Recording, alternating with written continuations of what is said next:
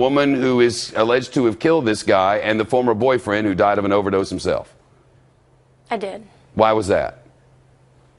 When my employment ended with them, Alex's drug behaviors have just gotten completely out of control. So I quit my job as the nanny, and Alex was sending me all kinds of threats. So I Threatening just, what? you know, she was, threatening to kill me, to ruin my career, to make sure I could never work at any job in Atlanta ever again, and she'd done it from both her phone and his phone. So you went to the authorities, and the authorities granted you a restraining order against not only her, but that ex-boyfriend? Yes. Okay, the ex-boyfriend's now dead. The authorities tell us he died of a drug overdose. You didn't think that was the reason, though, right? Right. This is a man that didn't even take aspirin.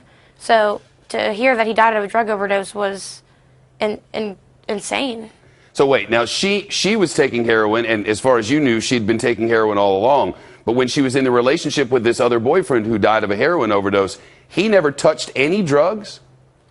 No, and actually the only reason she was even living in the house was because she had come out of rehab, and he had told me when I lived there if I had ever found out about her using drugs to let him know. And there were several occasions where he had kicked her out of the house, catching her with drugs and alcohol that she wasn't supposed to have to begin with. Well, they've reopened that investigation. I guess that kind of makes sense to you now, huh?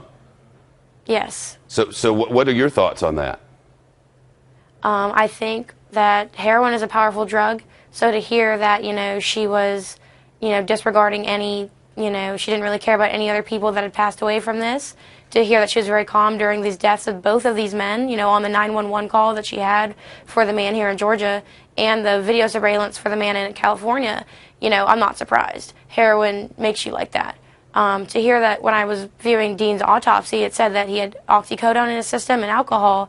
And, when you mix those two things, 2 or 3 oxycodone can make you just pass out, become very lethargic. And I feel like that would have been her opportunity to inject him with heroin.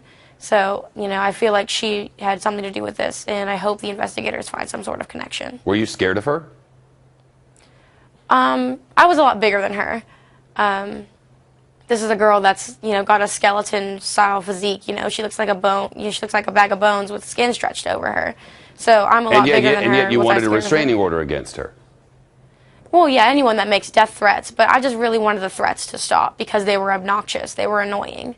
So that was just my whole goal in that. When you heard that the police claim they have this video wherein she injects him with heroin, then walks over his body and coldly, as they put it, leaves this crime scene, were you at all surprised?